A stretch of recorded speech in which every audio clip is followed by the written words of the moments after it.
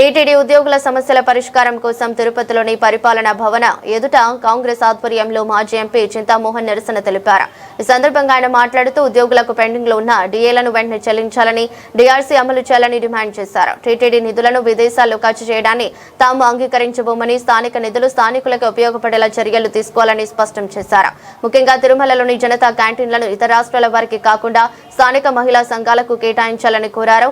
స్విమ్స్లో పేదలకు ఉచిత వైద్యం అందించాలని, కాంట్రాక్టు కార్మికుల ఇబ్బందులను తొలగించాలని సూచించారు.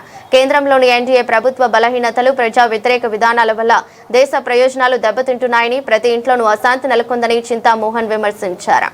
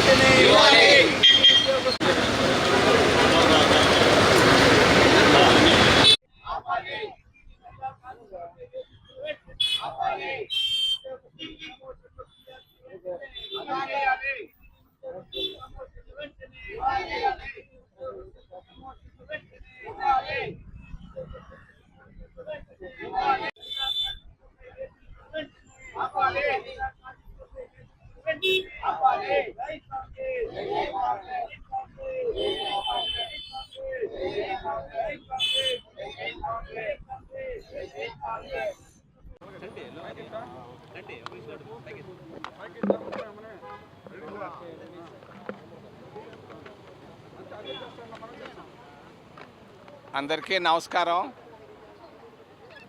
ఈరోజు ప్రతి ఇంటిలో యుద్ధం జరుగుతూ ఉంది. దీనికి కారణం ఎన్డీఏ ప్రభుత్వ బలహీనమైనటువంటి విదేశాంగ విధానం.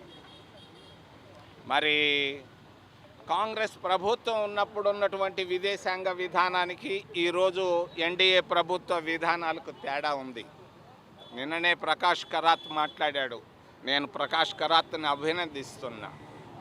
మరి ఈరోజు ట్రంప్ దగ్గర బలహీనతలన్నీ బయటపడుతున్నాయి. మరి మోడీ గారిది జాగ్రత్త, దేశం పాడైపోతూ ఉంది. 1991 ఫిబ్రవరిలో కూడా యుద్ధం వచ్చింది. ఆ రోజు రాజీవ్ గాంధీ గారి ఇంట్లో కూర్చోలేదు. యుద్ధం దగ్గరికి వెళ్ళాడు, టెహ్రాన్కి వెళ్ళాడు. ఆ రోజు ప్రపంచ అధినేతలతో మాట్లాడి యుద్ధాన్ని ఫిబ్రవరి 28, 1991లో విరమింపజేసినటువంటి ఘనత కాంగ్రెస్ ప్రభుత్వానికి, రాజీవ్ గాంధీ గారికి దక్కిందని చెప్పక తప్పదు. ప్రపంచ యుద్ధాన్ని ఆపినటువంటి ధీరుడు రాజీవ్ గాంధీ. 1900 సెప్టెంబర్ 1వ తారీఖున పివి నరసింహారావు ప్రధానమంత్రిగా ఉన్నాడు. నేను కేంద్రంలో మంత్రిగా ఉన్నాను. 2900 మంది ఎన్ఎంఆర్లకు పర్మనెంట్ ఉద్యోగాలు ఒక్క జీవో ఇప్పించి అందరినీ శాశ్వత ఉద్యోగస్తులు టీటీడీలో చేశాం. వాళ్ళ పరిస్థితులు అగమ్య గోచరంగా ఉంది. గత కొద్ది సంవత్సరాలుగా వాళ్ళకి పీఆర్సీ లేదు. అందరికీ పీఆర్సీలు ఇస్తున్నారు. టీటీడీ ఉద్యోగస్తులు పీఆర్సీ ఎందుకు ఇవ్వరని నేను అడుగుతున్నారు.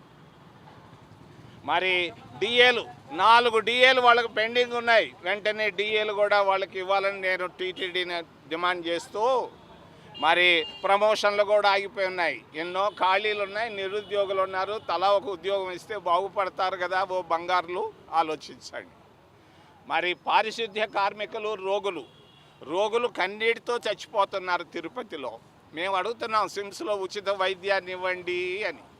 రూయాకు బిల్డింగ్లు ఇవ్వండి అంటే ఇగమ్మగా ఉన్నారు. మేము వెంటనే డిమాండ్ చేస్తున్నాం కాంగ్రెస్ పార్టీ తరఫున, వెంటనే పేద రోగులకు సహాయం జరగాలి టీటీడీ నుంచి. మరి పారిశుద్ధ్య కార్మికులు దాదాపు 6-7 వేల మంది ఉన్నారు. మహిళలు, ముఖ్యంగా ఎస్సీ ఎస్టీలు. వీళ్ళందరూ సాయంకాలం వీళ్ళకి సంతోషంగా పోవటం లేదు. వేధింపులు ఎక్కువగా ఉన్నాయి, పొరపాట్లు కూడా ఎక్కువగా ఉన్నాయి, అవినీతి దాగి ఉంది. ఈ శానిటేషన్ కాంట్రాక్టు విధానాన్ని మార్చండి. ఉన్నటువంటి ప్రతి పారిశుద్ధ్య కార్మికుడికి మాలాగా దమ్ముంటే వాళ్ళకి శాశ్వత ఉద్యోగాలు ఇవ్వండి. లేకపోతే కాంట్రాక్టు విధానంలో మార్పులు, సమూలమైనటువంటి మార్పులు తీసుకురావాలని మంచి అధికారులను నేను డిమాండ్ చేస్తూ, చివరిలో నిరుద్యోగులు ఎక్కువగా ఉన్నారు, పేద మహిళలు ఉన్నారు, వీళ్ళందరికీ మరి హోటళ్ళు ఇవ్వకూడదా? ఓ పిచ్చి అధికారులారా, ఎందుకు ఇచ్చారయ్యా? మహారాష్ట్ర వాళ్ళకి ఇచ్చారట, ఎందుకు ఇచ్చారు? డబ్బు తీసుకొని ఇచ్చారా కాదా?